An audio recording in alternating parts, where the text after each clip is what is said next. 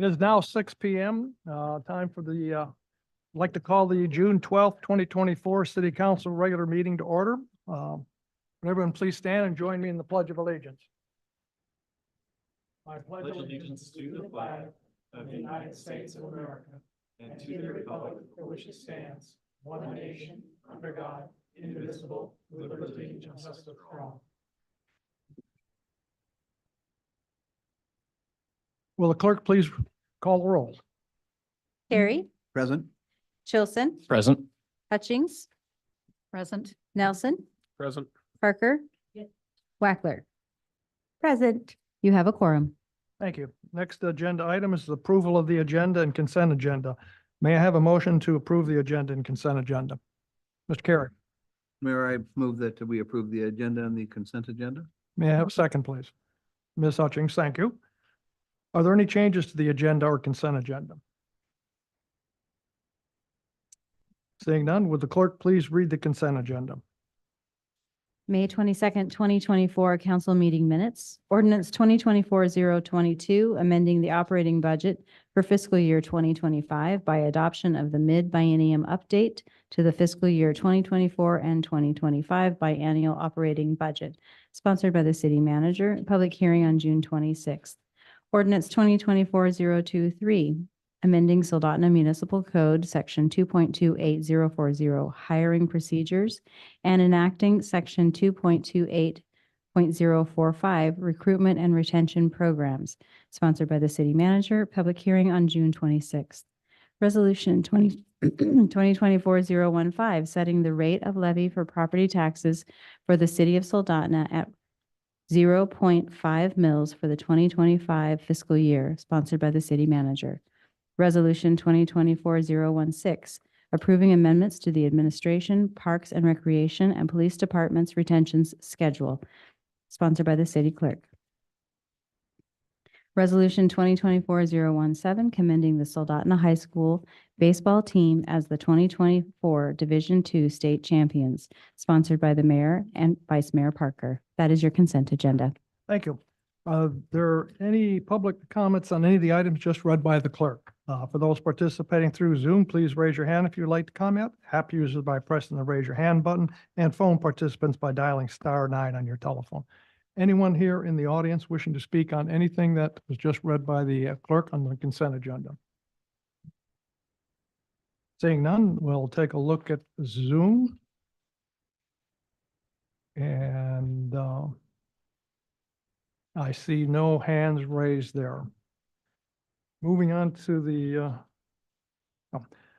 having no one wishing to speak on the approval of the agenda and consent agenda is back before the council. Are there any council objections to approving the agenda and consent agenda? Seeing none, the agenda and consent agenda are approved by unanimous consent.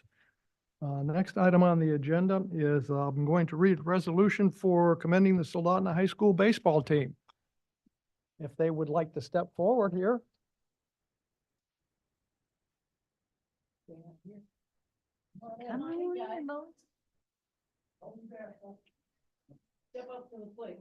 That was good.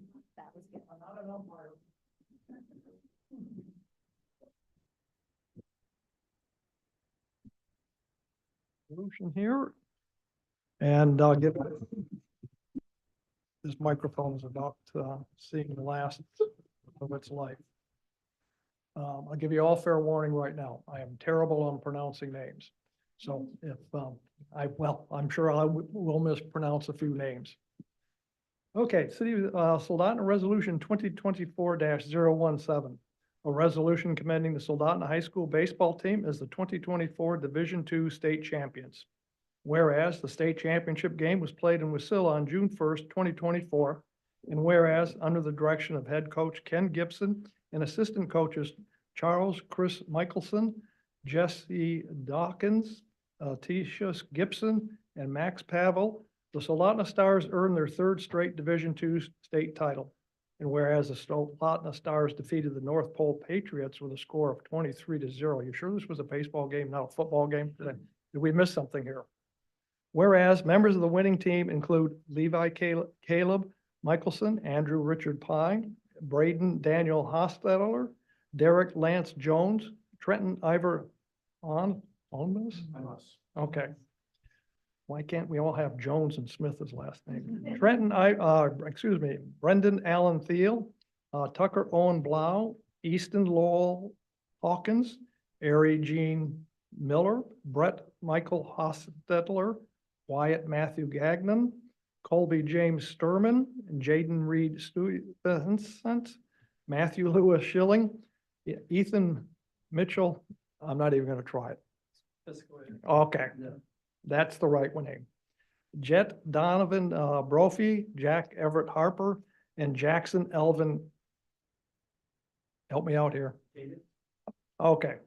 Now therefore be resolved by the City Council of the City of Soldotna, Alaska, Section 1, that the Soldotna City Council commends the Soldotna High School baseball team for their outstanding performance in winning the 2024 Division II Title Championship.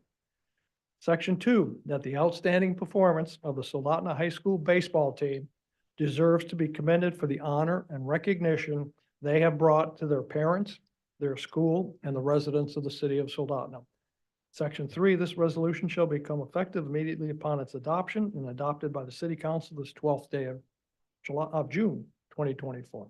Congratulations. I hope to see you all here, or most of you here next year when we repeat again, four-peat, I guess.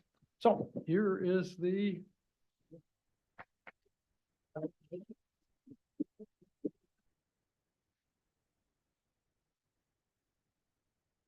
congratulations, guys.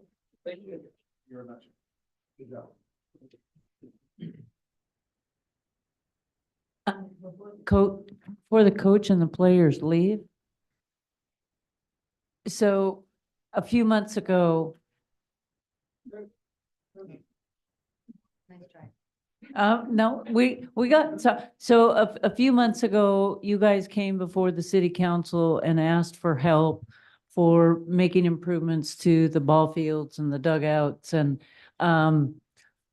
based on the testimony that you provided and gave us, both coming from the players and the coaches, the city did come through and provided the money to make those. And I just want to congratulate you on the great work that you did back then, and then coming through with the great work that you did at the state tournament. So congratulations. I see a lot of future leaders here, not only on the ball field, but in the community. So many people. Go ahead, come up to the microphone. Can you turn that on? Okay.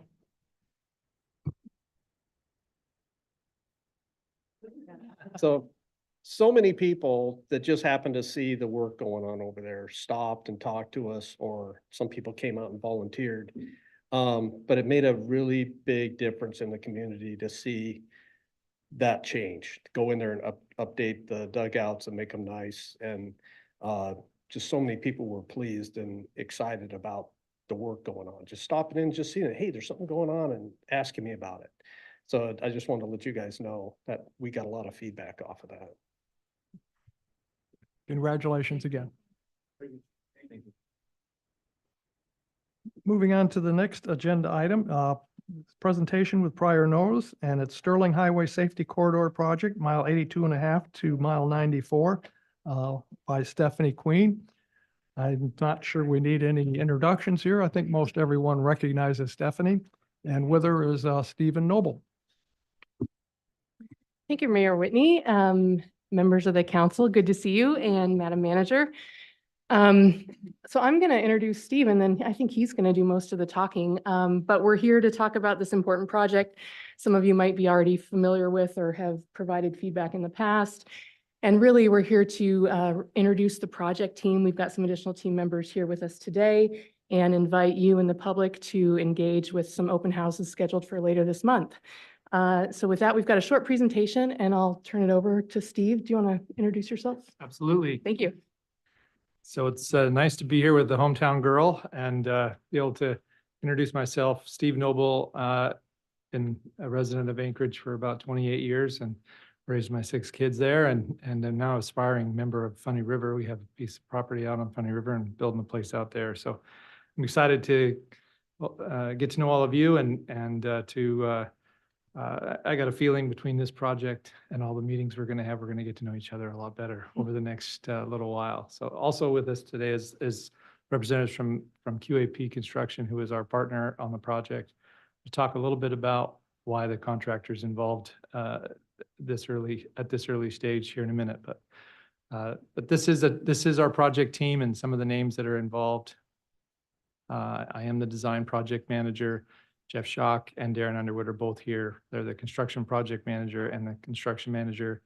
This is a DOT project. And you're going to hear the phrase a lot, probably progressive design build. That's the structure of the team. It's the way the project's being procured.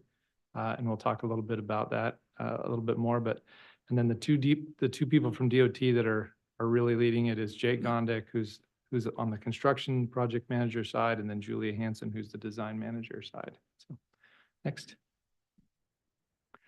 So this project is, it is a, it's a federally funded project, as you know, probably know, and it's really focused on safety. And this project's been a safety corridor. You're going to hear Traffic Safety Corridor, or TSC, as an abbreviation sometimes.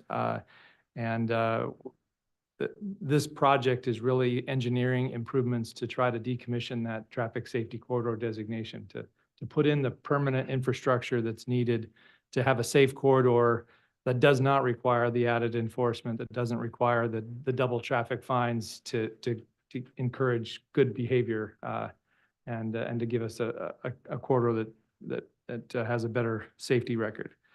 And so I won't read them all to you, but those really are the goals of this project. Safety related, you're going to see that we are a new team that's here to listen to you and to the stakeholders, and we're here to help try to make sure that we're balancing the access needs at the same time that we're trying to improve safety in the corridor. And right now the construction is slated to begin in 2026.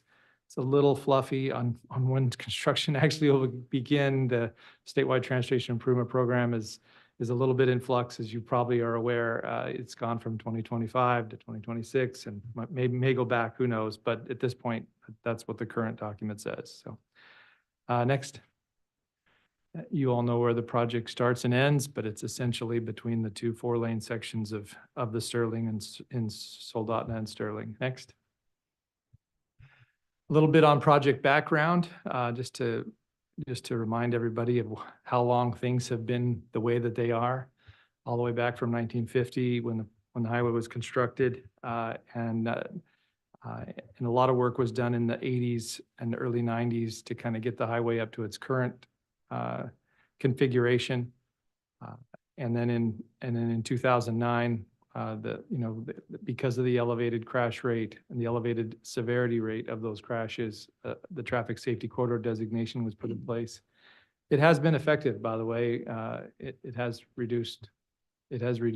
improved safety over the last 10, 12, or 15 years, I guess. But it does require that added level of enforcement.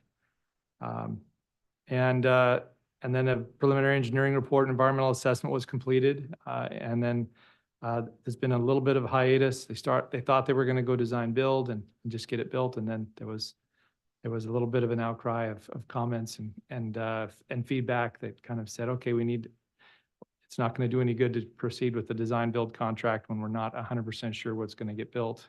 So they modified the structure of the team to be a progressive design build, which allows us to have a period during the design phase when we're able to make changes, able to kind of reassess the alternatives, and then we'll be negotiating the actual construction price with QAP as we get past those decisions. Next. Again, the focus on safety. I, like you, have known people that have been hurt and killed in this corridor, and that is one of the main things as a professional engineer that I'm focused on, is making sure that we do a safe corridor, both during construction and then after construction as well. We all know that this corridor has a poor track record from that perspective, and a lot of a lot of it is poor driver behavior, but a lot of it can be attributed to congestion or driver frustration or animals on the roadway and darkness, not being able to see those animals. And then we also know that in the summer months that road gets awfully busy. And in the July time period, we're actually seeing up to 19,000 cars a day on a 2-lane road, which if you're familiar with traffic engineering, that it pretty much takes a steady line of cars 24 hours a day to hit 19,000 cars a day on a 2-lane road. So next. So one of the questions that we're probably going to hear is, why is the contractor involved already? Because traditionally we have a environmental period, then we'll have a design period, then we'll bid it, and then we'll have a construction phase. In a progressive design build process, it's specifically a more collaborative, value-based selection where the contractor and the designer actually team up to deliver the design. And then the contractor's construction budget is actually based on the actual quantities of what the final design is. And that's a negotiated number at the end based on the risk and the scope of the project. With the DOT hiring an independent cost estimator to help negotiate that construction contract. And so what we find is that the PDB process is generally more collaborative. It fosters more innovation between the engineer and the contractors because we're working together during that process, and we're able to adapt to their equipment and their specialty and their expertise.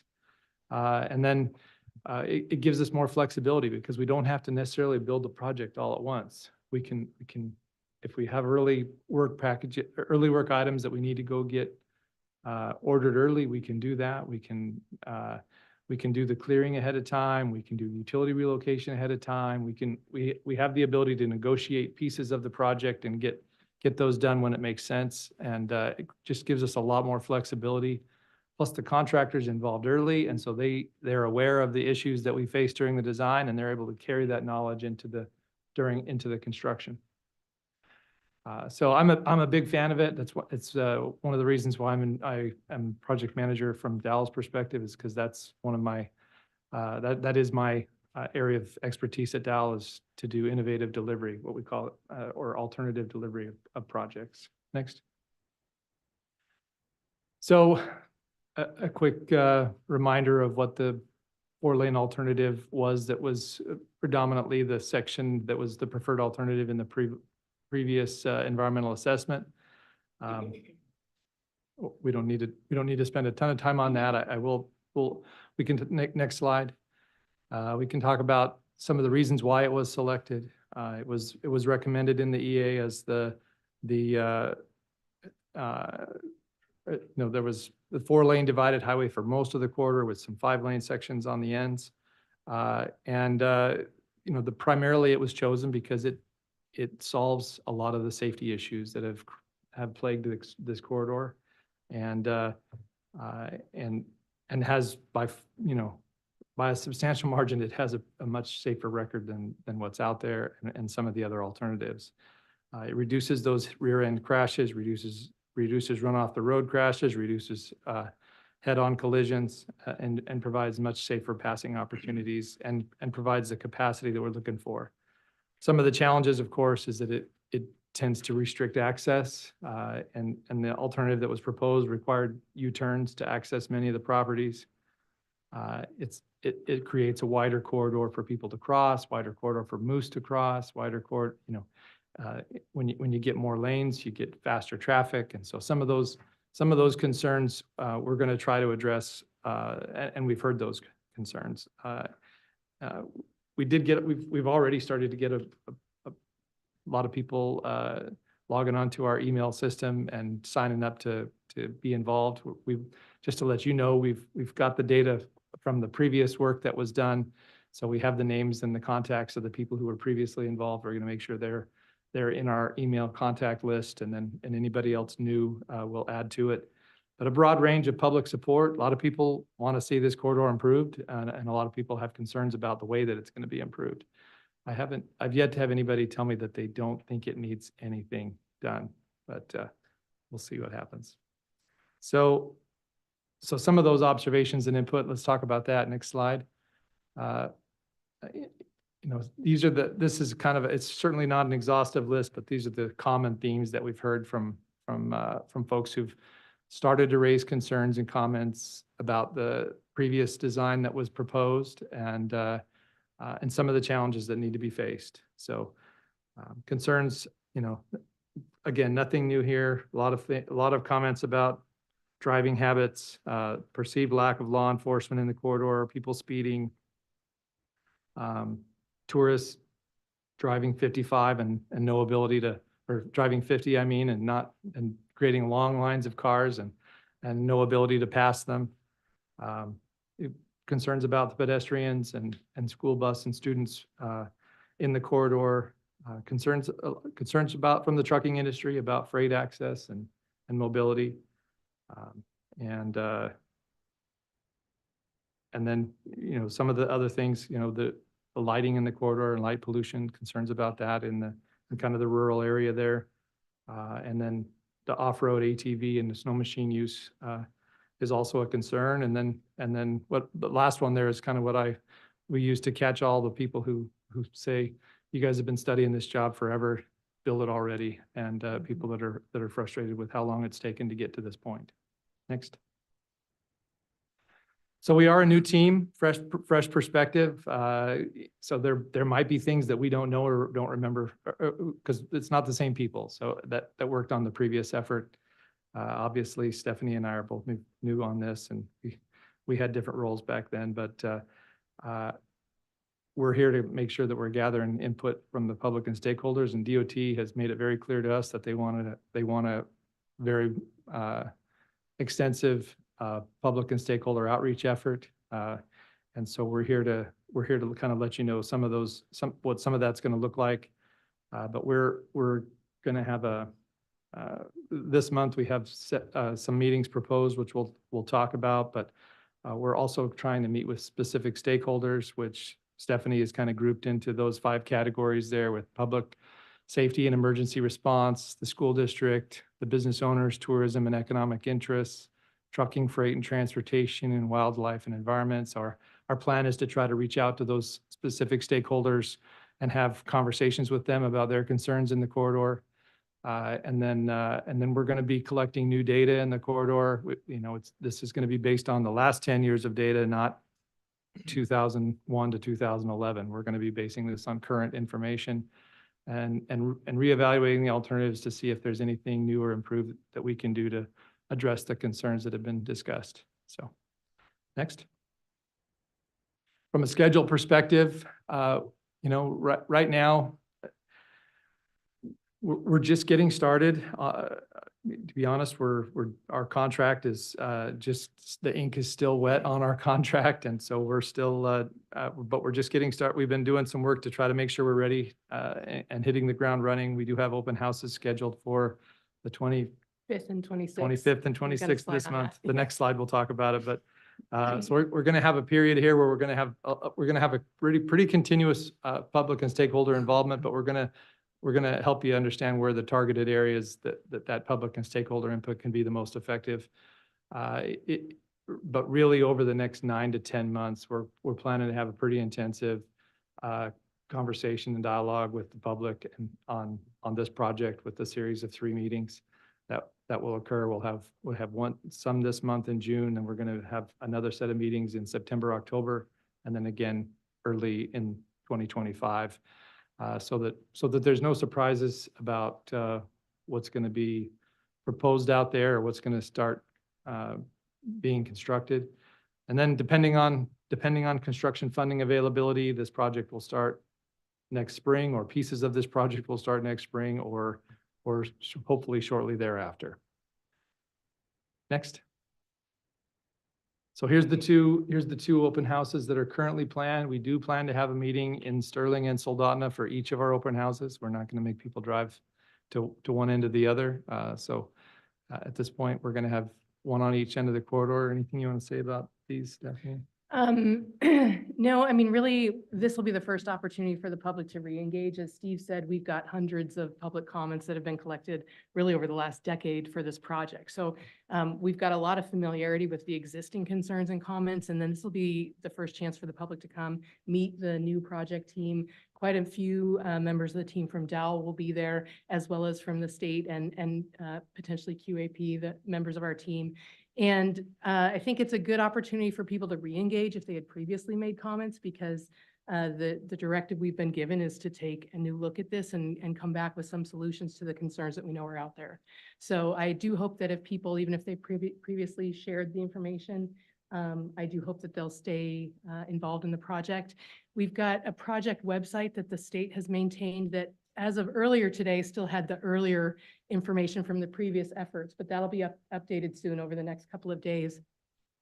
And I think we've got that website. There you go on the next one. So sterlingsafetyimprovements.com is going to lead folks to the DOT's project website.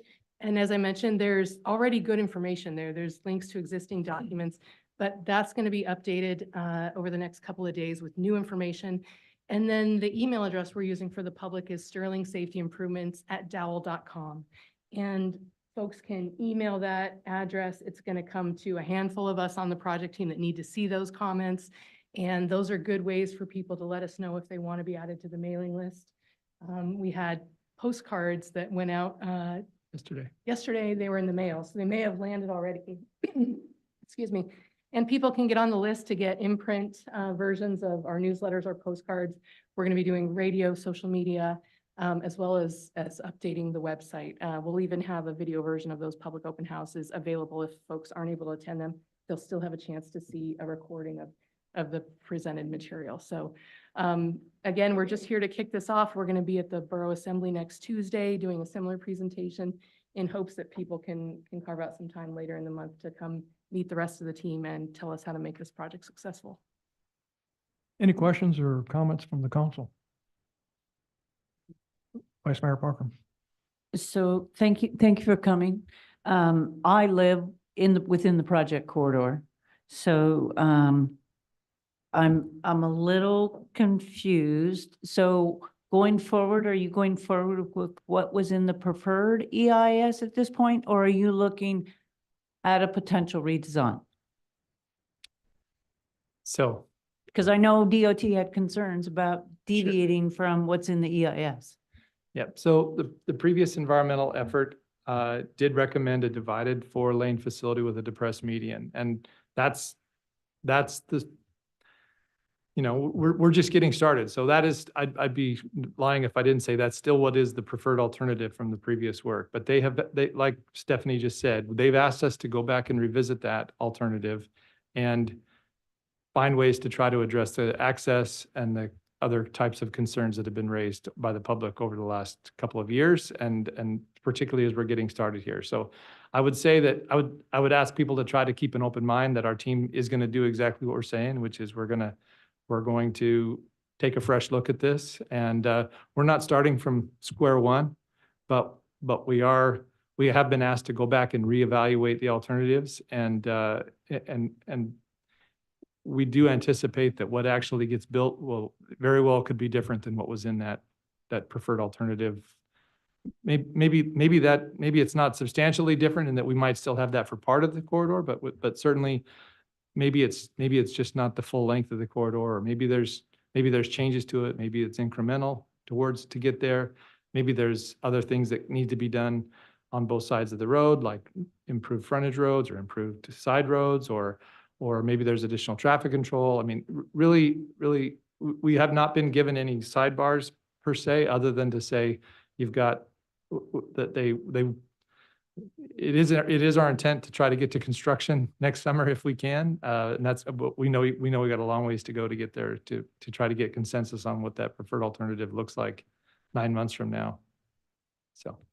So it's interesting in that from Sterling at the way station, we end the 5-lane and we go to 2-lane, and then we come into Soldotna and we go back to a 5-lane divided. And that if we end up within that 12 miles, we have 2 lanes with a dip in the middle, could be confusing for drivers. who aren't familiar with the area. So like I said, I live boundary in Sterling Highway, so I'm familiar with trying to make a left in the summertime. Even in the wintertime, it can be challenging at times. And so it is something that I'll be following because it's going to impact me. So you said you sent out a mailer? So your outreach within the corridor is to property owners within quarter mile, half mile? I We'll think have to it's double within, check. I think it's within 500 feet of each side of the road. Okay, so I won't get that. Okay. So if it's, again, the outreach, it's not just with the mailers though. I mean, it's also, like she said, it's also announcements on the radio. It's really, it's no more information on that mailer than what we're telling people. There's a public service announcement, there's advertisements in the newspaper. And then everybody who was on the previous contact list, they're also getting emailed the newsletter as well. So people who have been involved previously. So we're trying to do everything we can to get the word out there and make sure that that nobody gets surprised, right? Thank you. Mr. Kara? I want to begin by saying how much I appreciate the work you're doing and how critically important this is. This is also possibly going to be the most disruptive activity of this decade for the people coming in and out of Soldotna. As you certainly know, there's only one road and everyone travels it.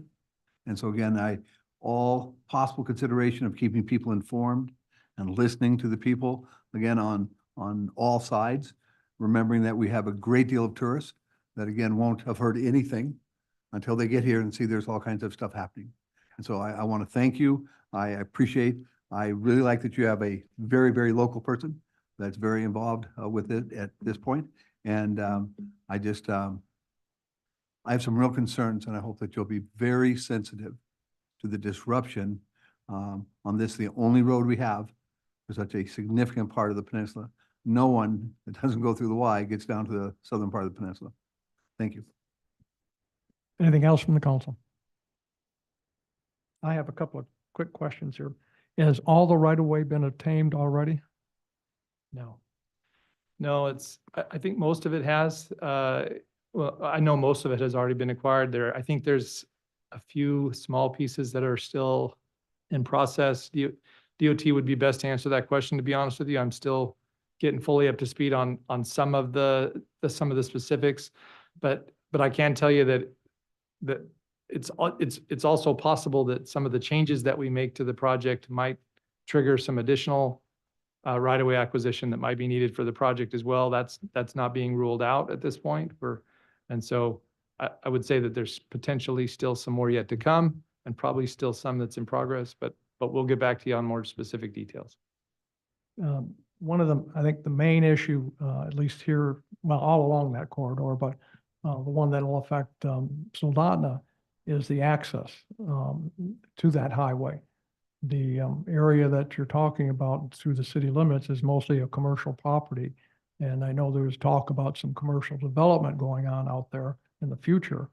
And they're all going to be looking for access. How do they get in and out?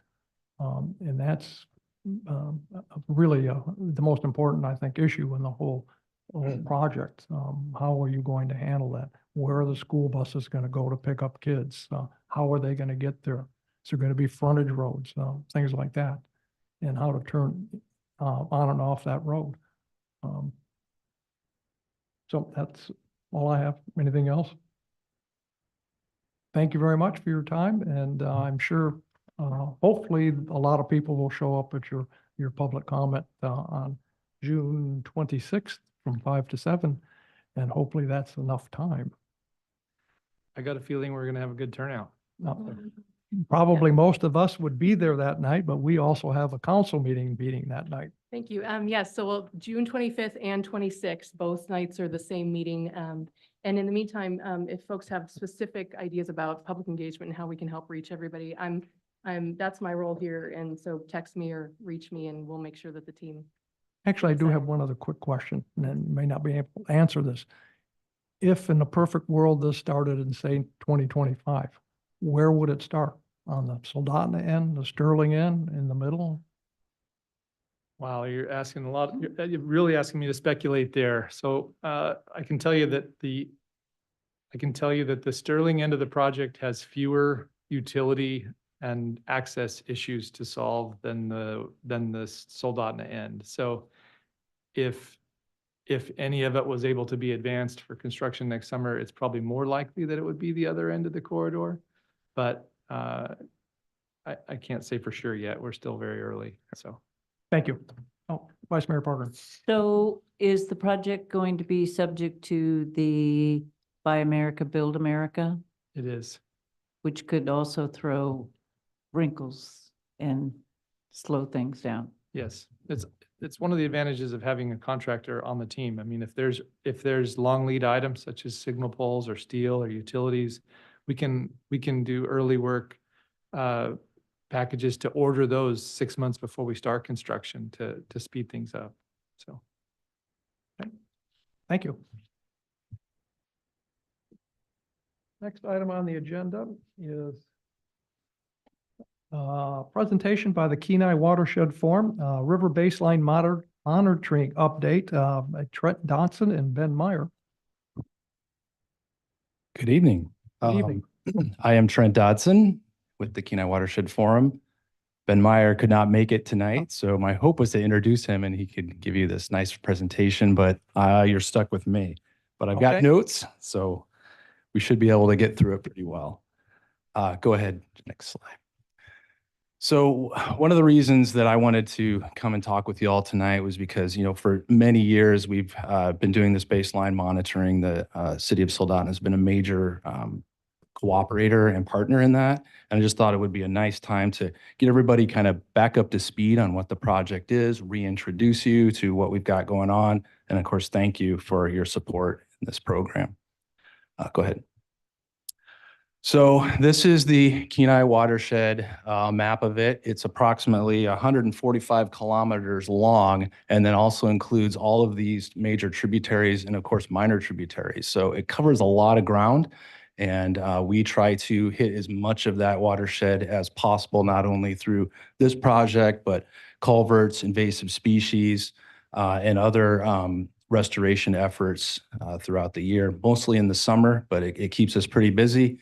And hopefully it's making a big difference. Go ahead. So why water quality? Well, some of the obvious things is we've got a lot of regulations considering the Clean Water Act on what is safe water, not only for human use, but also for animal use. And here in the area, we've got a lot of it in the Kenai River, and of course, in a lot of the tributaries, and it's important to us for recreation. And it's also very important to the animals that we rely so heavily on, particularly fish, salmon, and then other wildlife. So it's a very important thing for us to look at, and I think it's very important for the community to be aware of what's in the water. So kind of going back in history a little bit, in the late 90s, there was a thing that happened. Many of you probably remember. It was actually called the Watershed Forum. That's where we got our name. And a lot of people got together, put together this publication, and kind of wanted to look at what was important for the area as far as keeping the river healthy. And one of the things that came out of that was, indeed, we need a water quality monitoring program. So the Kenai Watershed Forum was formed, and we were the entity that sort of took that on. At the same time, the Kenai River Special Management Area was also putting together their comprehensive plan and a water quality information system that would gather long-term trends and keep that information housed was also a priority for them. So it kind of nested really nicely with what we were going to start doing and fulfilling some of the goals that the river management had as well. All right, so here we are to present. I think there's another click in the thing. There we go. So for the last 24 years, 2 times a year, we send out a whole host of people in May and July to collect water samples. We have 13 partner organizations, so not only you, but there are other organizations that we partner with, not only financially, but also in-kind services, and also they provide staff for us to go out and collect all these water samples. There are 22 sites along the entire stretch of the river, including main stem and tributaries. Next. And like I said, we've been doing this for the past 24 years. So it's something that's happened annually for the last 24 years, those 2 months, and we've been able to keep a record of that. We collect data and analyze 39 different substances within the water body. And that has given us just about 11,000 data points in those 24 years. So here is a map of the river, and you can see all the green dots are all of the places where we will collect water samples. So it covers quite a long geographic area. So what are we looking for? So of course, we're checking for hydrocarbons. That's an important one, particularly in July when we've got a lot of boats running up and down the river. We also check for bacteria, particularly fecal coliform, which is a bacteria found in sewage. Nitrogen and phosphorus, which are naturally occurring substances, but they can also come from runoff, either from agriculture or from lawns.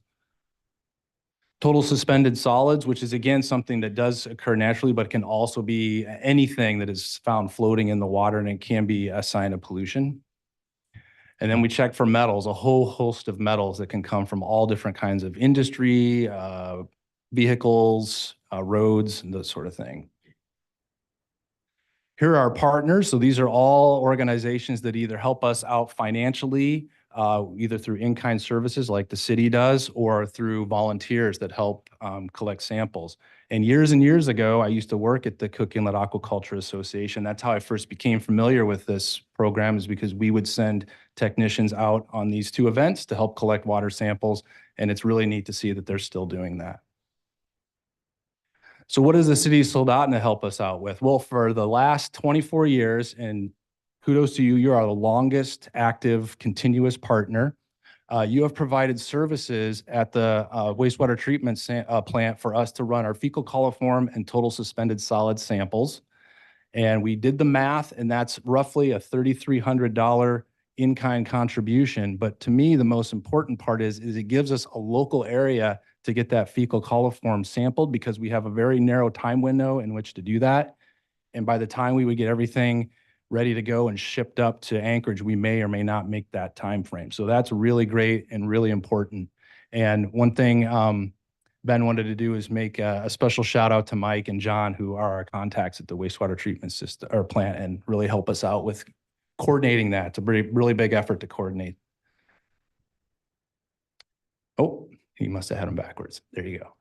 So here's just some fun pictures of this year's event. We did our first sampling on May 8th, and everyone loves to come out and help. It's a really nice, when it's a nice day, it's really fun. But like I said, we'll send out teams of 2 or 3 to all those different sites. Prior to the sampling day, they'll all go through a class with Ben, and he'll go over with all of the QA/QC performances, everything that they need to know. And again, some of them have been doing it for years and years, so it's just a refresher. But we did have a lot of new people this year, which was really great. And in fact, DEC, for the first time in years, was able to come out and help us out with sampling events. So that was really nice to see them there. And we even had some organizations, some nonprofits from Anchorage come down and help us too, because they saw the importance of what we were doing. So that was really nice. Overall project results. So one of the things that we're supposed to do is a report every 5 years. And you can see that was pretty sort of not quite happening. And one of the issues we found was that a lot of the QA/QC processes were done by DEC when they could, and when they had the funding to do it. And as of late, they haven't really been able to help us out too much. So Ben was able to get a grant from the Bureau of Reclamation for basically to pay his time to go through all those old data points from 2016 to now. And hopefully we will get a report done by the end of the year, early next year. And so the comprehensive data reviews then will be able to keep up with those now that we've got the staff in place to do that and the funding. And then on the next tick, yep. So what we're doing really is a sort of a physical, if you will. So we're going in every year, twice a year, and basically giving the river a physical. We're seeing what it looks like in the spring prior to real heavy use, and then what it looks like when there is heavy use of the river. So it's basically two snapshots. And in 2008, one thing we did find was that in July, hydrocarbons were off the chart in the river, main stem of the river, particularly where a lot of fishing happened. And we were able to trace that back to, older motors, not very efficient, leaking a lot of fuel. And so if you click the next one, we were able to work with some other agencies and entities to do a buyback program on two-stroke motors and basically get those off the river and then have all motors moving forward be four-stroke motors. And then with that buyback program, people were able to get enough money or some money to buy a more fuel-efficient motor. And what we saw after that was levels just went right back down to what we call baseline, and everything seemed to be fine. And so that's one of the things that we're looking at doing, so we can see what is normal. And then if we have these high spikes and abnormalities, hopefully we can trace those back to what the issue is and then help. And we can't do anything about, regulations, but we can help government agencies and the folks that do make the rules in those decision processes. So that's all I have for you. Just wanted to give you a real quick overview of what we were doing and where we were. That's Ben's contact information. If you do have specific questions about the program or want to be involved, that was his email up there. Thanks. And then we do have more information on the program at our website here. One of the things I did want to mention was that we are going to be having a booth at the Wednesday in the park. And we're rotating through, and Ben is up next week. So he'll have a lot of information on this project and some of the other neat things that he's working on. So if you want to stop by and say hi to him and get better information than what I've given you tonight, I'm sure he'll love to talk to you about it. So if you have any questions, I'd sure be glad to try to answer them. Any questions or comments from the council? Seeing Vice Mayor Parker. You know me, I always have questions or comment. Great. So thank you for the presentation, Trent. And I saw a truck full of a lot of motors. Yes. What happened to those motors? I don't know, but I'll ask Robert Ruffner, who was in that picture. I saw Robert in Yeah. a few pictures, yeah. Yeah, that was during his time. I'm not sure what they did with them, but maybe hopefully they shipped them somewhere else, right? But yeah, I don't know. One thing I will note, no one has asked, but we have had some inquiries about this, and there has been some studies shown in other areas that particularly coho salmon have had issues with road salt runoff. And that is something we do not test for during our monitoring, mostly because we can only do it in the spring and the summer.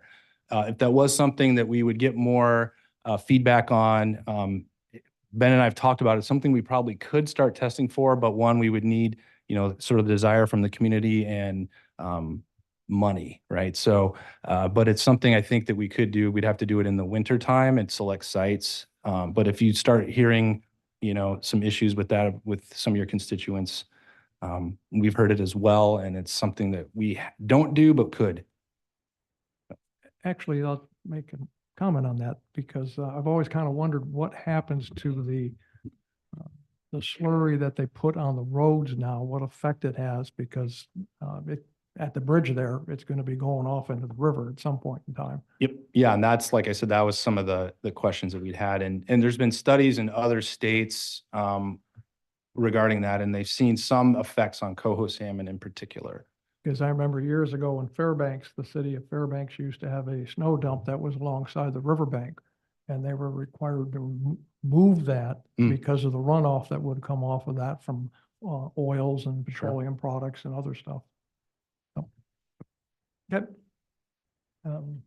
Seeing it, no comments from the council. Okay, thank you very much. Appreciate your time. Next item on the agenda is public comments and presentations. Are there any items other than those appearing on the agenda? 3 minutes per speaker, 20 minutes aggregate. Are there any members from the public who would like to speak on any item not appearing on the agenda? For those participating through Zoom, please raise your hand if you would like to comment. App users by pressing the raise your hand button, and phone participants by dialing *9 on your telephone. Anyone here in the audience wishing to speak on any item not appearing on the agenda? Seeing no one, I'll take a look at Zoom, and we have one person, Rebecca Hinsberger. You're up, Rebecca. You have, please state your name and address for the record, and you'll have 3 minutes. Okay, can you hear me? Yes, we can. Okay. Do I show up on a screen or you just hear my voice? Right now, we just see your name and your hand up and your voice. Oh, okay. Well, my name is Rebecca Heinsberger and I live in Casila. And I'm about a 49-year resident on the peninsula. My concern today is something I discussed with City Manager Jeanette Bauer concerning the ordinances. And I've brought this up at a previous meeting this winter, but it was time to bring it up again. The ordinances concerning situation with male cabaret, etc. It's a morality issue, and the city already has several paragraphs. I'm not looking at it right now, but the ordinances that govern the ability of minors to see or experience adult entertainment. And these ordinances are designed to address businesses that are in brick and mortar buildings that cannot be located close to schools, parks, or churches. And I am proposing to the council that you would regard the fact that the intent is to protect minors and that things have changed since that ordinance was designed, probably more than a decade ago, and include adult performances that are not in brick and mortar buildings. So city property includes parks, libraries, the rec center, and various other places. So the ordinance would apply to any of those places that are public. So those public places all have children in them, and my concern is that these type of displays and performances take place in private venues or somewhere that is not visible to children. And the fact that it's on public property where children are present is basically already a violation of the ordinance. But if you're going to pick the ordinance apart, it only addresses brick and mortar. So I'm requesting you members of the Soldotna City Council to look at this and consider amending or adding to this ordinance to include performances that are not enclosed in buildings. That's pretty much all I have to share. I don't think this issue is going to go away. And I'm not the only one concerned. There's hundreds of people that are concerned that don't come to these meetings. So I would like to see you respond to this public input. Thank you. Thank you. Thank you for your comments. Are there any questions from the council? Saying none, thank you again.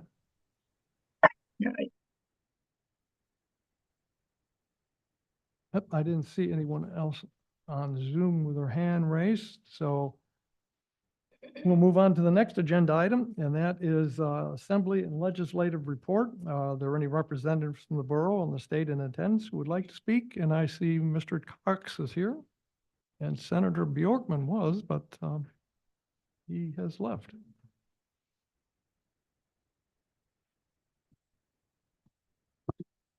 Thank you, Tyson Cox, Assembly seat for Soldotna. All I was going to share tonight is about a resolution that we have coming forward to put onto the ballot what are we calling it now? Is a short-term accommodation rentals and overnight camping tax of 12% for basically a bed tax, was what it would be. But anyways, I wanted to talk to you guys a little bit about it. Number one is You can go look at it now, but I have some amendments going into what we have already, and there should be some changes coming forward on that. I also, because we did get some calls from some of the city managers this morning, Mr. Hibbert and I both got a few calls as the sponsors, and we will be ending up having a meeting with some of those folks to talk about some of the changes that they would like to see in this so far. And so I was just going to hit a couple of the highlights. The ballot wording is going to change slightly. It will mean the same thing, though. It's going to ask the question of would folks like that or not like that? And that would be a borough-wide tax on people coming and staying in those facilities. It is not a tax on the facility, it's a tax on the user end of that facility. Whether it be an apartment that's used short-term or a hotel or even RV. We have RV parks on there, and part of that is because this is the fourth rendition that I know of in the past several years that has gone through of this. And the last time, Mr. Bagley, I went and talked to him and said, well, why did you add that? And he said that was actually one of the major concerns from the public, is that was not included in the copies before that. And that was an unfair thing to do, is only tax one and not the other. And so I believe that's why the RV parks and those things were added into that. On the sections, so the question will be on the ballot. The way that this reads, though, is that we will work on the section of code, because the way that it's coming forward is with the advice of our attorney and our finance director, a new piece of code would be better. So having a new chapter in there, and some of the things that will have, I would just read some of those to you, is it would establish a borough tax of up to 12% on short-term accommodations or rentals and overnight camping with no daily sales cap of $500. So it wouldn't have the cap on it, and it would be up to 12%. The next part of that is that it would exempt short-term accommodations and overnight camping rentals for the current borough general sales tax. So for the borough, we would exempt our sales tax out. We're saying we're not doing the general sales tax. We're only doing that 12% tax. As far as cities and things, that is up to the cities on how they want to approach that. We're leaving that because it's not ours to say, is the cities have their say on how they want to accommodate that side of that. The last part to that is it will exempt any similar tax levied by a city. This exemption in the cities cannot exceed 1/2 of the borough's short-term accommodation tax on these rentals. What that is it would be exempted, our side would exempt up to 6%. So instead of the borough keeping 12% within the city, it would only keep up to it would exempt up to 6%. So in a situation where you have either a 4 or 5% tax on that proportion would be exempted. The entirety of the tax would still be 12%, up to 6%. And the goal of that is the equity among the cities and outside of the cities. And those are the big ones. The other big part to that is I was trying to get it effective sooner than this, but after talking to the finance director, I don't know that it's possible. And so our effective date is January 1st, 2026. The reason that has had to happen is because there's going to be a lot of work that has to be done on setting up the new system to be able to handle this. And it does not come with a small price tag in our fiscal note that's attached to this. That comes with the $860,000 price tag that goes with that. And just the work to get, that's just on here for the capital outlay for software and those kinds of things to get that all set up. So it is a big cost in that first year to get that running, which then also takes time, because it takes time. And from what I'm being told, it's taking even longer to even get the software folks to do what you need them to do to create that. And so that is the soonest effective date that she would give me. So that is what we put on there. And I say that because I know Soldotna, that could be a concern for Soldotna, because Soldotna has their own tax coming forward that has a sooner effective date than that. And so I just wanted to make you aware of why we have that effective date. It's not because of anything, but we can't accomplish it faster than that. She told me about a year, but because it comes at the beginning of a new calendar year, is we all agreed that that would be the best time to bring that forward for the end user so that our constituents that are then turning in documents can start fresh with their year and then start moving it forward that way. My other thing was with that is I think it's a great time to do it in the middle of winter like that, because then we can do a slower rollout. So if there's any things that we have to adjust or make changes to, it won't be in the heat of the summer season when everybody has a ton of those kinds of properties that are bringing in those new forms. So with that, if there's any questions, I can try and answer. Any questions from the council? Mr. Nelson? So just one to start, excuse me, with the revenues of that, so, excuse me. Would that be general fund revenue? Would that be allocated to schools like the current sales tax code says? What's the borough's idea for the revenue that this tax would generate? In the resolution itself, that will end up going to general fund.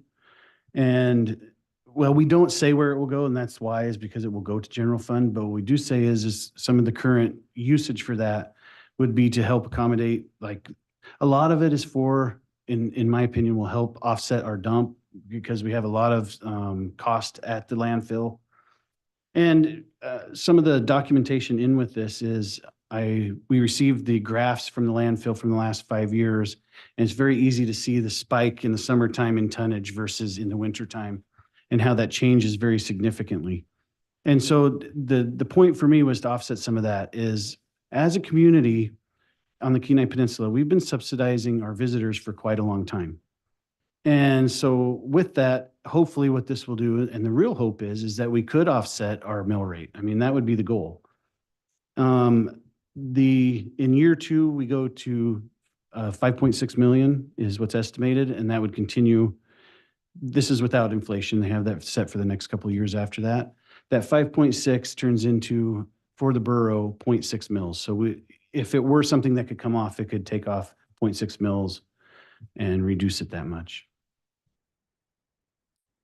Any other questions from the council? I have at least one. If I understand this right, the borough is talking about implementing a 12% bed tax or whatever you want to call it for short-term rentals, hotels and things like that outside the city limits. No, it would be borough-wide. And it would be exempted up to 6% inside the cities.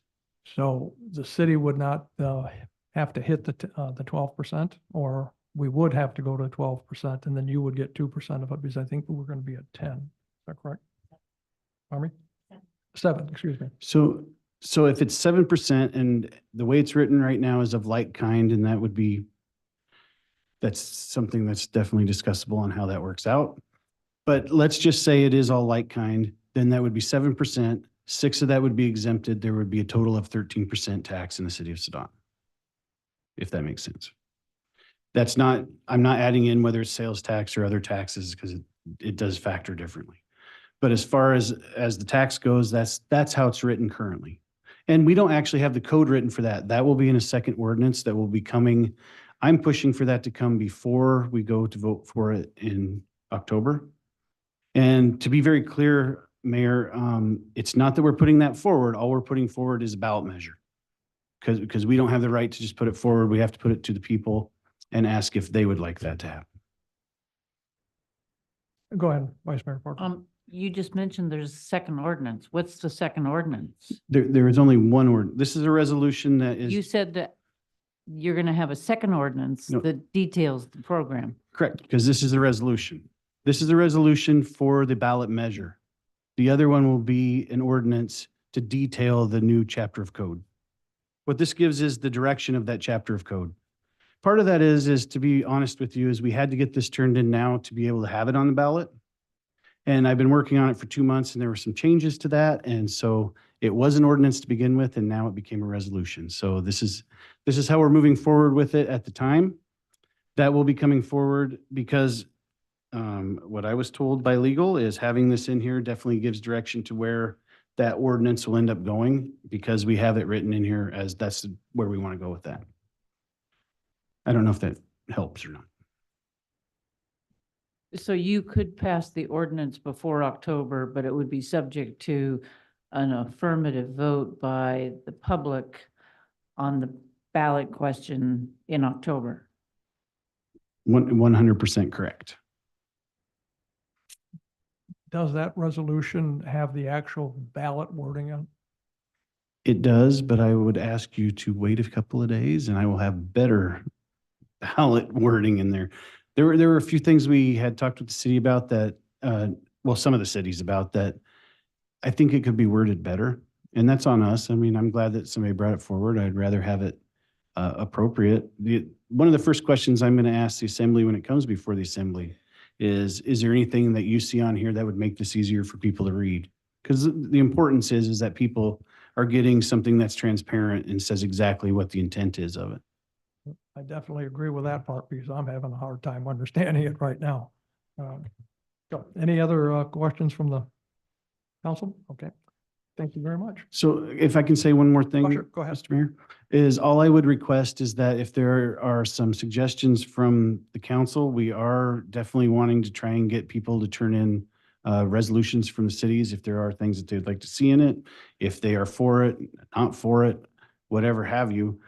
We will be introducing it we can vote on it on the next meeting, but I have put in our memo that we have plans to postpone because what I want to be able to do is a resolution, a lot of times people miss in the public because it comes once and then it's gone. So the whole goal to this is to get it before the people and let people have a couple of weeks where we have media and those kind of outlets announcing that this is happening, and then people can come in and give us their opinion on that. Go ahead, Mr. Karen. Thank you. Would you envision that the borough will be spending any money educating the public about how to vote on this? It's a topic I want to bring forward, but I can't tell you for sure. I mean, I will bring it forward and ask. But as far as the rest of the assembly, it kind of depends on what they want to do. And would you see that advocating, telling the people how they should vote?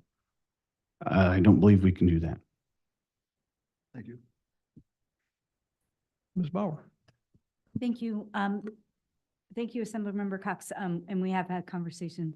If you do have, looking at the resolution, because we're meeting Friday morning to talk about it, the resolution, if you see anything, if you would email me and then that way I could have it available to talk at the meeting. And of course, if you can email later too, but there will be some amendments to that resolution that come forward. Okay. We need a copy of that resolution. I will send it to you. I have it now, and the clerk sent it to me, so we'll make sure you get it. Okay. Thank you. Mr. Mayor, if I may, to the changes that we will be making as of right now, the things that I read in the sections will not change. That's not anything we're changing at the moment. What we have changed is some of the wording in the other parts. Just because the way it was reading is that there were some parts that were reading that the borough is telling the cities what to do, and that is not the intent. The intent is to work with the cities and make this something that works for everyone. So if that's how it's being taken, we took that very seriously and want to change that wording so that that's not what people see that as. It's not the borough's trying to take over something. It's we need to work together on this. Okay. I shouldn't assume something, but is someone, the only one that I know is Seward that has a bed tax? Is somebody explaining this all to the city of Seward? I believe they're going to be involved with our meeting as well. So if there's particular questions that come up, if I can't answer them, I know exactly who to take them to, because a lot of this comes down to our finance department. So some of that would go to them if there are particular questions on how the function will work. And, that may be something we ask, is that some sort of a memo go out from the department just to explain how the process will work. Because the process with the cities is going to be slightly different than the process. I know it sounds difficult here, but the process that people will be under will actually be simpler than the process we have now. The process we have now, we have to worry about a per day tax up to $500. It would not have that. It wouldn't have anything else in it but the tax itself, and you could do it over however many days. It doesn't matter because there is no cap on it. So as far as simplicity of paperwork and doing your taxes, it's easier. Obviously, it's more money, But I do want to remind people that is money, not necessarily from our businesses. It is from the visitors coming. Any other questions or comments from the council? Seeing none. Thank you, Mr. Cox. Yep, no problem.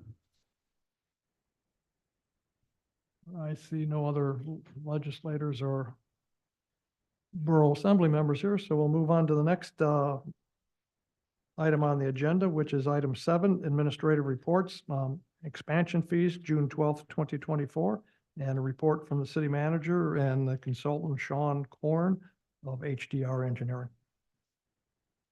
And I believe Mr. Allen is on the line also. Thank you, Mr. Mayor. First, before I turn it over to Mr. Korn, I wanted to refer to the memo in the packet, which kind of gives you the historical, just where we've been for the last few months. This first came up in your August 23rd packet with information, and council asked for follow-up information. So on January 10th, more information was supplied in the packet, and at that time, Councilmember Carey requested an ordinance to amend the fees and to receive further information. Since then, Councilmember Carey and I have met to discuss the desired legislation, and he expressed that he no longer sought an ordinance, but rather additional information. So we continued with the additional information, and Mr. Korn is on the line to speak to the technical aspects of expansion fees.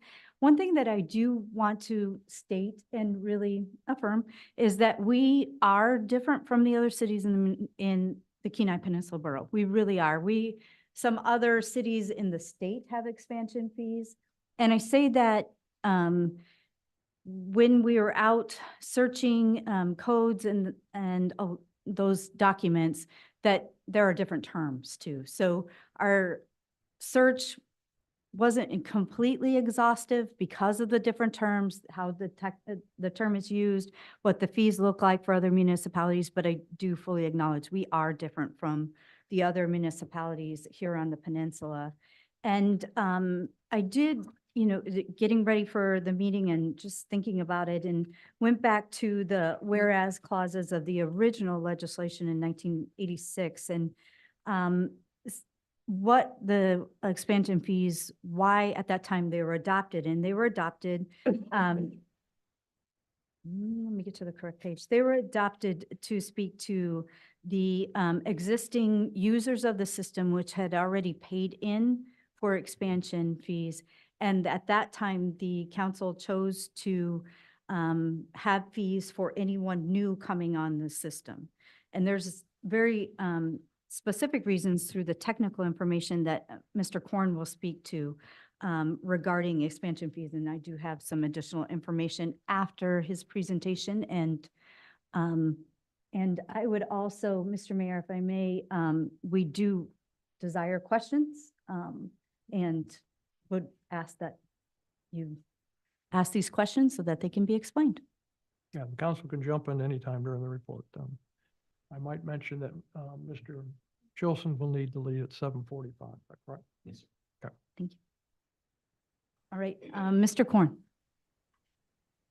Thank you. Good evening, Mayor and Council. Appreciate the opportunity to be with you this evening. So I have shared my presentation. So if you do not see that, please let me know. As we're going through this, as was mentioned, I'll walk you through the purpose and approach to establishing expansion fees. We'll talk a little bit about how you calculate them. We'll review the current expansion fees that the city has in place. And then as part of my work, we went back and developed a preliminary calculation of what your expansion fees could be if they were updated. Now, this is not a final calculation. This is not something the council could take today and implement if they chose to do so, but it is a start down the path of updating these fees to get a relative understanding of how we go about the process and the level that they could be at. And then as we talked about, more than willing to answer any questions that you have. So a little bit about expansion fees. They are a one-time charge to new customers to reflect the value of the system capacity that's available when they connect to the system. And the only other time that this occurs to existing customers is if they change their capacity requirements. So the easy example I try and give is you have a corner bookstore that had a bathroom and maybe a little kitchen for the employees. That changes to a restaurant or a coffee house, which now has a much higher capacity on the water and wastewater system. But generally speaking, this is only for new customers connecting to the system. The point of this charge or these fees is to fund that capacity related infrastructure or improvements that are in place today to provide that level of service. And the goal here is to maintain equity between existing customers that have been paying for that infrastructure, the upkeep of that infrastructure, the implementation of that infrastructure over time, and it's still available today. And we can look at this in a couple different ways. We look at the capacity that's in the existing system or the pipes and pumps and treatment facilities that you have today. And if necessary, looking forward. So as an example, the nice little chart on the right-hand side here, if we're on the left-hand side of the chart and we have available capacity, that's one methodology. If we're on the right-hand side where we have no capacity, we need to make improvements or expansion of the existing system today to accommodate new customers. That changes the methodology a bit as well. So that's really when we go through this process of establishing these types of charges or fees, is we're looking at where the utility is specifically in its life cycle of being able to provide capacity and serve new customers and growth on the system. Now, one thing that was just mentioned is this is a challenge to go and compare yourself to others. There's many different names. You see a whole lot of different names and terms here on this slide. They're called different things by different agencies. Expansion fees are fairly common. System development charges are common. Improvement fees. Impact fees are somewhat used on the water and sewer side. That's usually a general fund, general government type of fee that goes along. But ultimately, the goal is the same for all of these, is to reflect the value of the capacity in the existing system that is benefiting those new customers that are connecting. And that's one of the challenges of comparing these to other agencies, is some agencies may or may not have this naming convention. They may have a different name. They may recover these costs under a different fee. As an example, I'm working with the utility right now that's evaluating changing their methodology. They're looking at moving towards a system development charge, same thing as we're talking about here, and away from platting fees. They actually capture their expansion costs in a platting fee. So unless you know, it's hard to kind of go back and compare each of these. So as we go through this, there's generally accepted methodologies out there. The American Water Works Association, M1, has a chapter on establishing these types of fees. The Water Environment Federation Manual Practice number 27 has a section on establishing these types of fees. And then there's some other information and manuals out there to establishing these fees. And ultimately what they all come back to is putting a value on the capacity in the existing system, and what proportional share of that is the new customers or the available capacity component of that they should fund. As we go through this, there's three approaches. The buy-in approach, that's looking at only existing infrastructure. The incremental approach, which is looking at only the future infrastructure that's needed. So on the prior bar chart, it's the left-hand side versus the right-hand side. Or the combined approach, where there's available capacity in the existing system, but we also need to make improvements going forward. Now, as we go through these are specific and unique to each utility. This is the other part of it that makes it hard to compare to other agencies, because it's based on each agency's specific planning criteria, their existing infrastructure cost, what they need for new infrastructure to maintain service levels, and it is capital related. And I'll add a little bit to that, is I have some agencies that only capture certain functions of the system. So as an example, they would grab the treatment and the transmission for water, but they don't pick up the distribution system infrastructure, the smaller pipe that are out there. And that's a policy discussion that they have as they go through this process. It does not include operation and maintenance expense. This is looking at the capital infrastructure that's in place to provide service to your customers. The O&M side is picked up through the rates that we've talked about in the past. So it's a very simple formula, but to come back to the numbers in the formula is where it gets challenging. But ultimately, the buying component is the existing assets divided by both existing and future ERUs. ERUs is an equivalent residential unit. That's our base, and then that can scale up as you do, and I'll show it here in a moment, on a meter size basis. The future component would be just divided through by the future ERUs or future connections. That calculates the maximum allowable fee that you could support through a study. Now, when we look at our existing assets, we are generally allowed to bring that up to today's value. Otherwise, we can use original cost or original cost less depreciation. So we're looking at what was the cost to put in that infrastructure in 1970 or 1980 or 1990 or 2010, or those values less the depreciation from an accounting standpoint. We can also use replacement costs. So bringing that infrastructure cost from 1970 up to 2024 based on a CPI factor, generally the Engineering News Record Construction Cost Index, with or without depreciation. So that gives us a range of values that you can look at. And then ultimately our ERUs are based on the available system capacity. So what can the city's water utility and wastewater utility provide service to? So here's a summary of your current water and sewer expansion fees. You'll see on the left-hand column that is by meter size. So 3/4 inch, 1 inch, etc. Water and sewer increase based on the meter size up to that 4-inch meter. Those ratios are based on the meter equivalencies.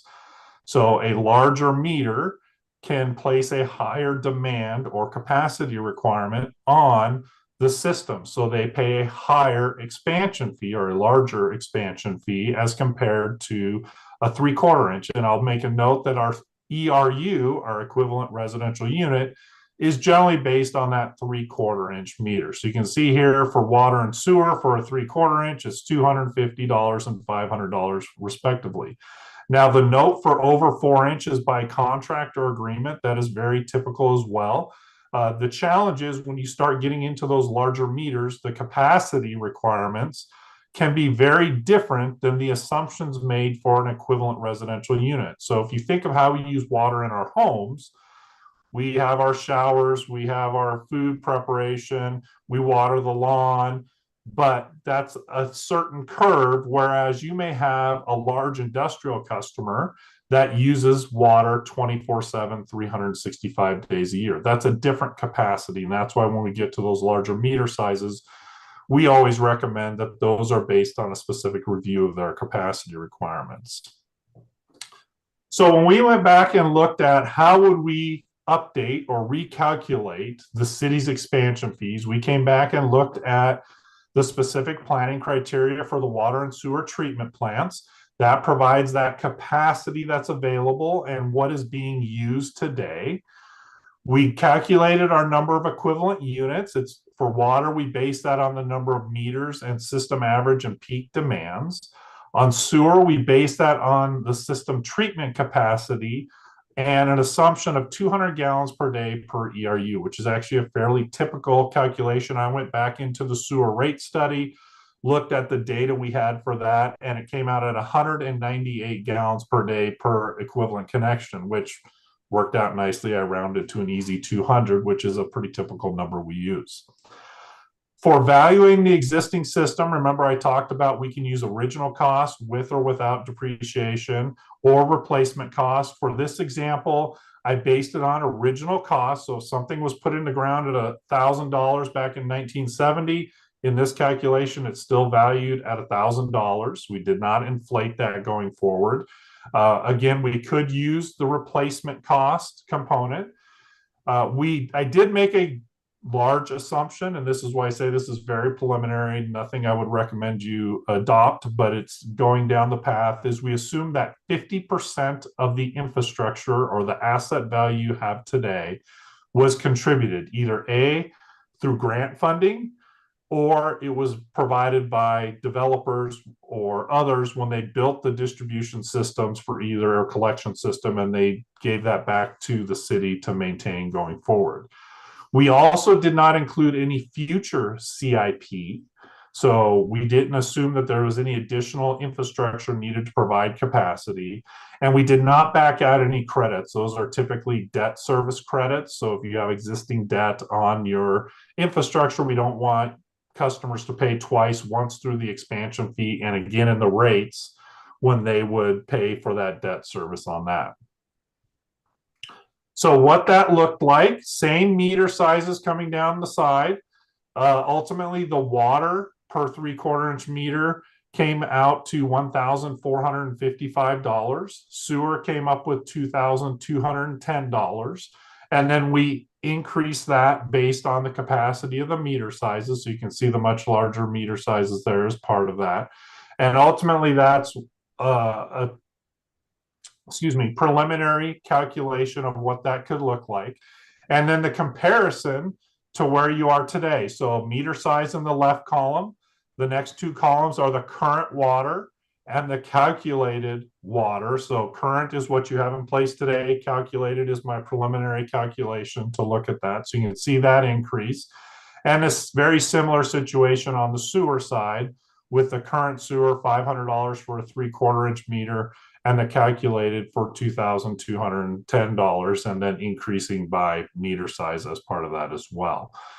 So overall, starting down the path, and again, I know these fees have not been updated in some time, and that really reflects the infrastructure or the capital improvements that the city has put into the system since these fees were calculated and upgraded in the system based on those needs to meet capacity requirements. So quick summary, the expansion fees provide that reasonable relationship between the impact of new customers or development on the system and the charge to be imposed. So that's where we come back to the system planning criteria, how your customers use water, the meter size implementation approach. The preliminary calculation does show that the fees could be increased or could be supported to be increased going forward. Again, you need to complete more of a formal study, update all the assumptions, make sure you've dotted all the I's, crossed all the T's as you go through that. And I will say majority of utilities do have some form of an expansion fee. We had the bubbles on the early slides talking about the different names. And, you know, years ago, I've been doing this type of work for 25 years now. You go back about 15 to 20 years, and they were on the West and East Coast. It was the areas of growth where they were being driven to expand the system to meet those needs. Now I'm working with a lot of utilities in the Midwest who are seeing that same growth over the last several years and looking at how can we recover these costs proportionally from existing and new customers. And so they are very common, especially in the lower 48, that agencies have these all over the place. Again, as I talked about, this is not an apples to apples when comparing one agency to the other. There may be a bunch of fees or other charges that come into play, but we always do that, you know, try and look at that comparison. And this last bullet is really my final bullet when I do a study. As a matter of policy, as I mentioned, we calculate the maximum fee allowable. That means that's the level of the fee that we can support based on the calculation and your specific information as part of that. The city could and can adopt a fee that's less than that calculated fee. But what that means is that you're sharing the cost of growth between existing and new customers. So there's some of that weighting of that expansion of the system on existing customers going forward. And so that's that policy, part of that policy discussion at the city council's level when you go through these studies to evaluate what that looks like. And with that, I will turn it back over to the council for any questions or comments. Mr. Carey. Thank you. And I appreciate the comments and the work that you've done in the presentation. And I just want to start with just two questions dealing with the information that's been provided by you. And particularly Exhibit W3, which was on the, we could see it here and it was listed. And that the proposed, again, 1455 as compared to the current 250. And by the numbers presented here in your exhibit, that would represent a 482% increase. Is that number accurate? I would assume it is. I'll trust your math. I actually haven't done the math, but I trust you. Well, I want to say that's your math. I'm reading your exhibit. Well, the change from $250 to $1,455, yes. I haven't done the percentage change, I'll say. Okay, it's in the exhibit from you with that number. And in the same way, I just want to mention in terms of the sewer expansion fee, again, exactly, you listed, you know, the data, but at the top of the data, which at least didn't show on the screen, but it's in the data we had, Exhibit S3, the proposed 2210 as compared to the current $500, again, by the data you provided, that would be a 342% increase on the data that you provided. That's yes. I'll correct myself. I see where you're looking at now. I agree. That's your data. Yes, correct. That's my only question I have at this time. And that's just the preliminary fee. I'll just add that's not the final fee or anything. That's where we were calculating. Thank you. Thank you. Any other questions from the council? Seeing none, you all had the expansion fee report. Any comments about, go ahead, Mr. Curran. Thank you. Because I want to separate clearly the data that we had. I want to greatly thank administration. Again, I met with Kyle yesterday afternoon. He was very helpful. And I want to say he was working on many very important things. And so again, I appreciate the time that you were able to provide to me and my concerned state. And also the meeting this morning with the manager, very helpful. And so I appreciate the work that staff's doing and the time that they provided for our input. And one of the things in talking with the manager this morning, I mentioned again, back in the dark ages, when I was first on the council, we were accepting some federal money for sewer expansion. And we were informed by the city manager that in order to accept that federal money, we were required to provide service to people outside the city. And I found that somewhat humorous, but again, I accept it because what can I say? And so in mentioning that with the manager, I'm very pleased she provided me with the data I requested of her, which is a map of the areas of the city, again, in the little red, compared to the area that we are required by the certified sewer service area for our water sewer. It's about 3.5 times the size of the city. So that I would like to see us continue our discussion on this. Yeah, as the city manager correctly stated, I was not ready to move forward with an ordinance to set a set amount. In that I think I feel I as a council member need to be much more aware of the requirements that are imposed on us by the fact that we've accepted federal money in the past to build the system we have. I mean, that's a given. We can't undo that. And we're not going to pay the federal government back. And we tried doing that on the retirement system for the state, and they wouldn't take the $1 million we sent to them. They sent it back to us. And so the federal government won't take money.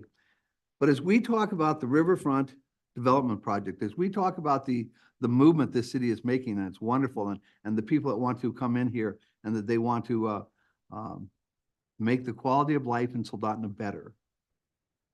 I want us as a council to be very clear on what we believe should be the amount that we charge. As was stated by the speaker, the expert, I like this quote, he said, when you come back to the numbers, it gets challenging. Yeah, it really does.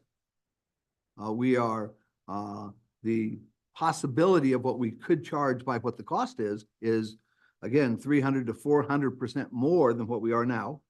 And I absolutely understand that part of our methodology options do not at all impose a requirement that we charge the full amount, or even half the full amount, or even a quarter of the full amount.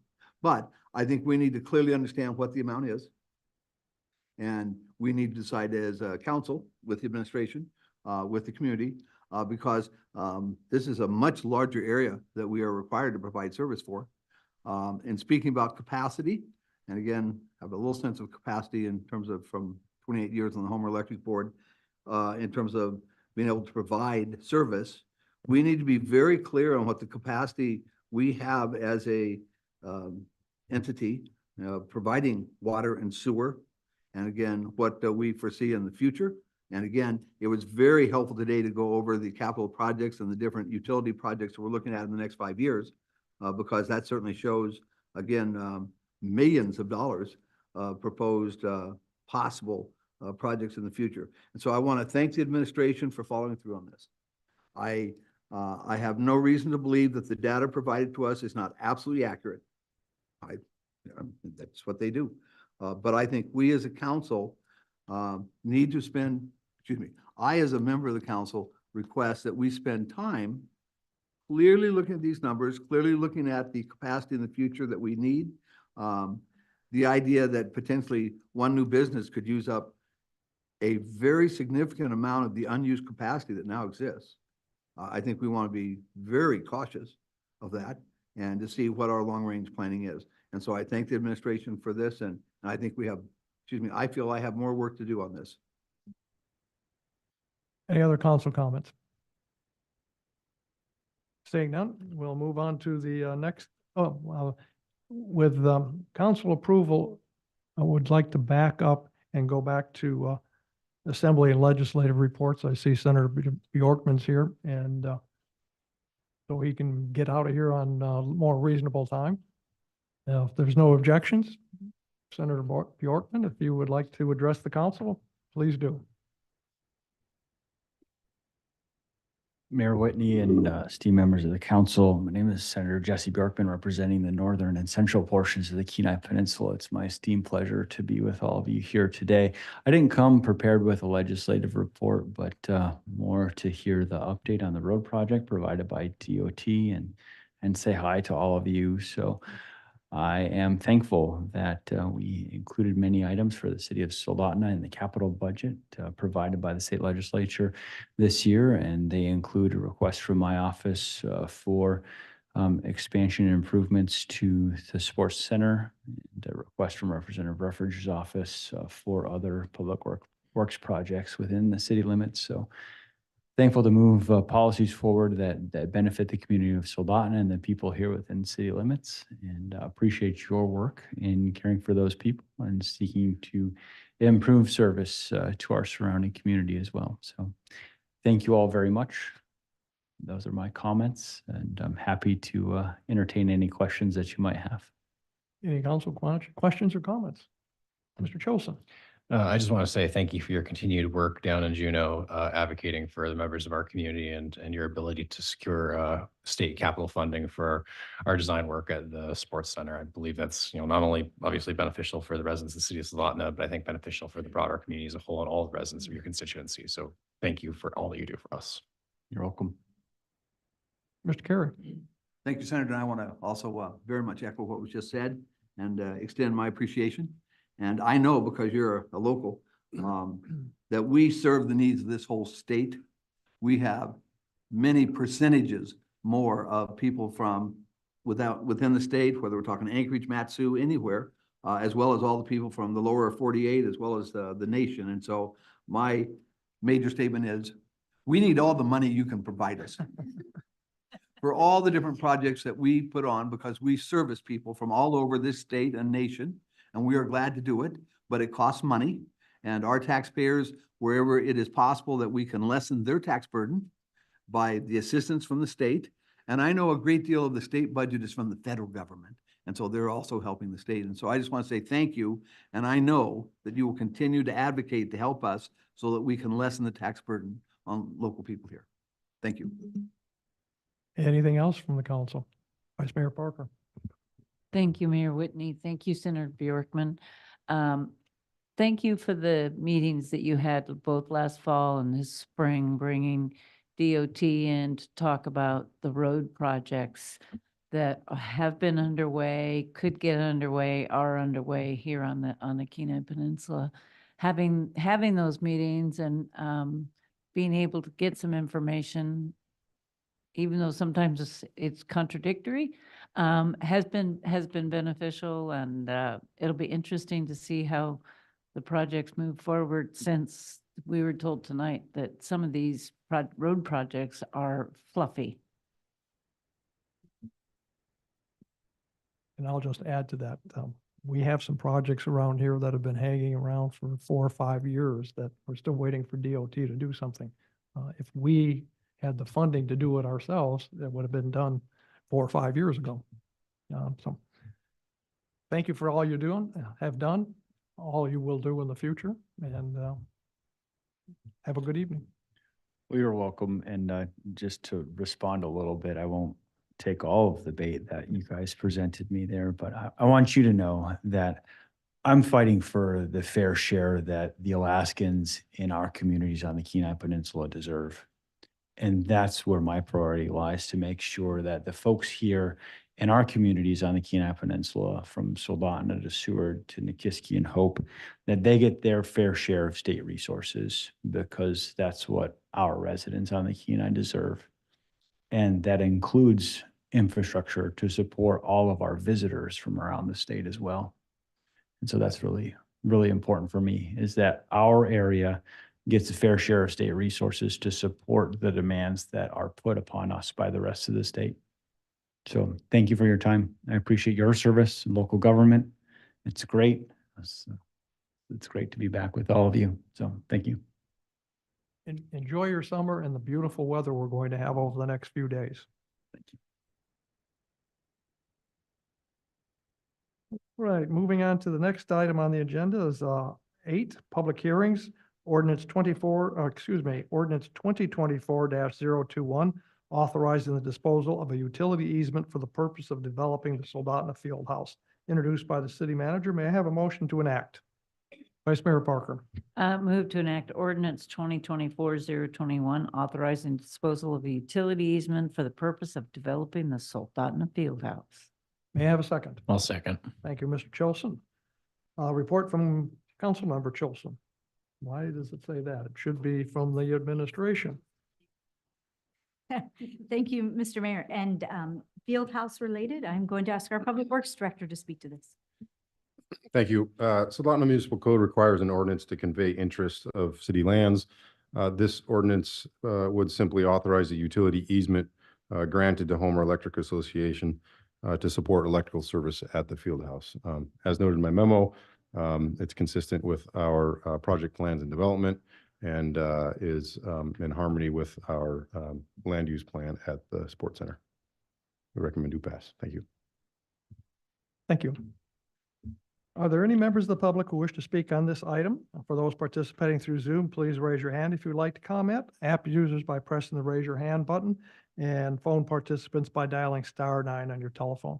Anyone here in the audience wishing to speak on ordinance 2024-021?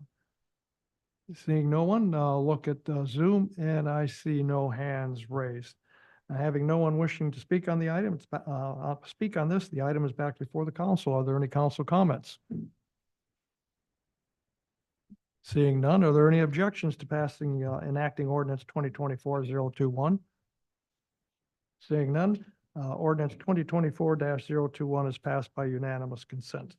Moving on to the next agenda item is new business, and all that. Those items were on the consent agenda. Next item on the agenda is mayor and council reports, mayor's report and proclamation. I voted sticker design contest submissions deadline is Saturday, June 15th, which is just in a couple of days. And I'm not sure what our deadline is to have a recommendation on that, but we'll move on. I also heard by a little birdie flying around outside in this beautiful weather that some lady here in the audience, or some lady here in the chambers, has a birthday today. not to mention any names, but I think her initials are Johnny.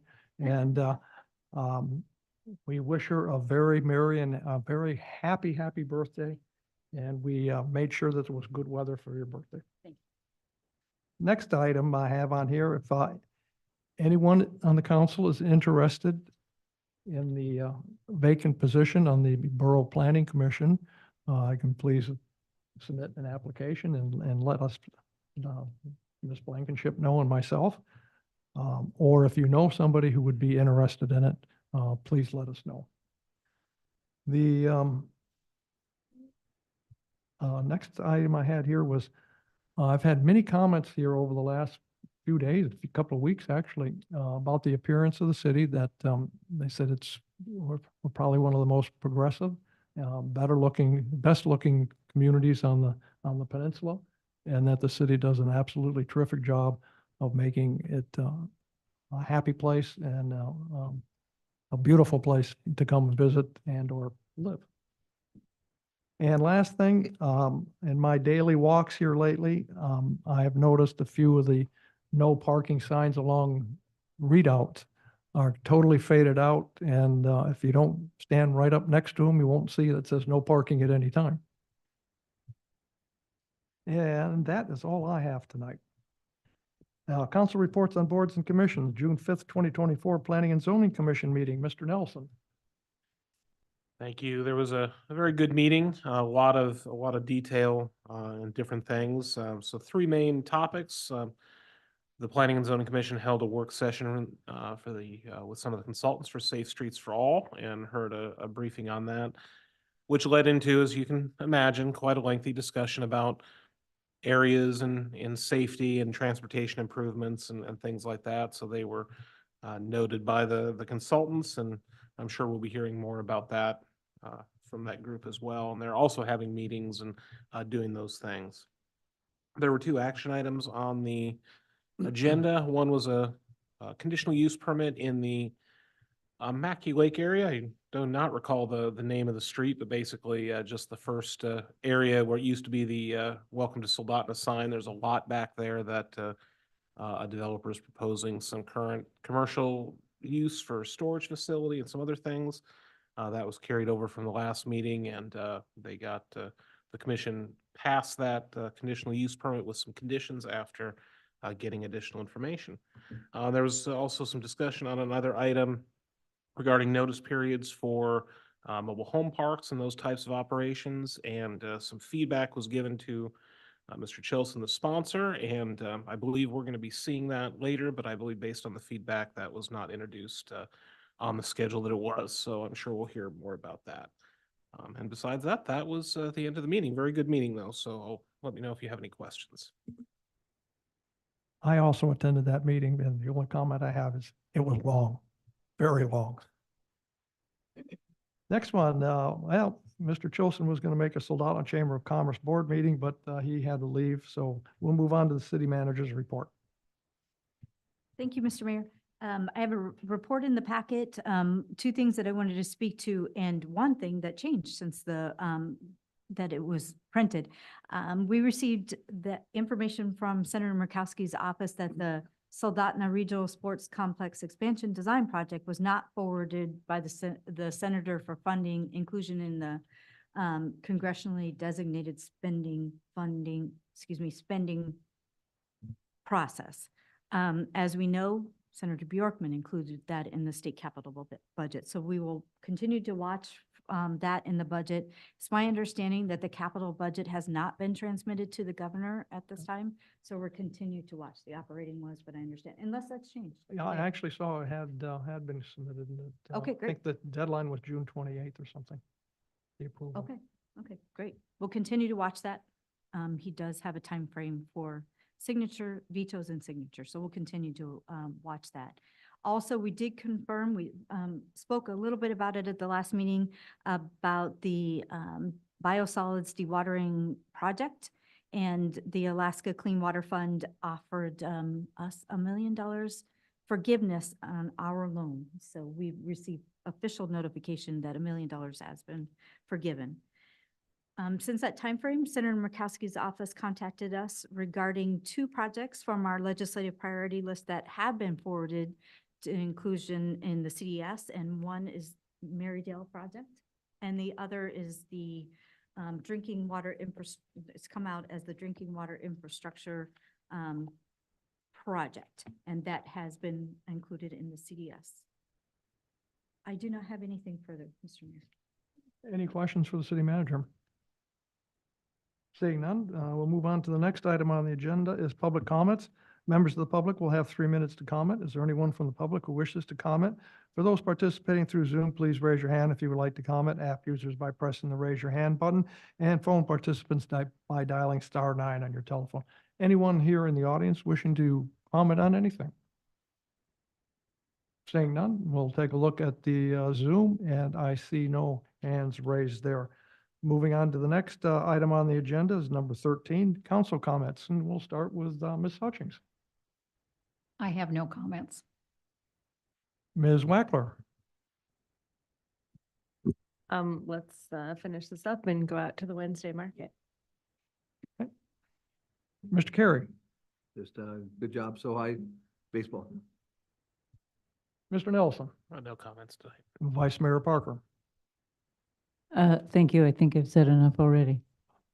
Okay. Well, that was quick. We'll now move down to executive session. There is no reason for one.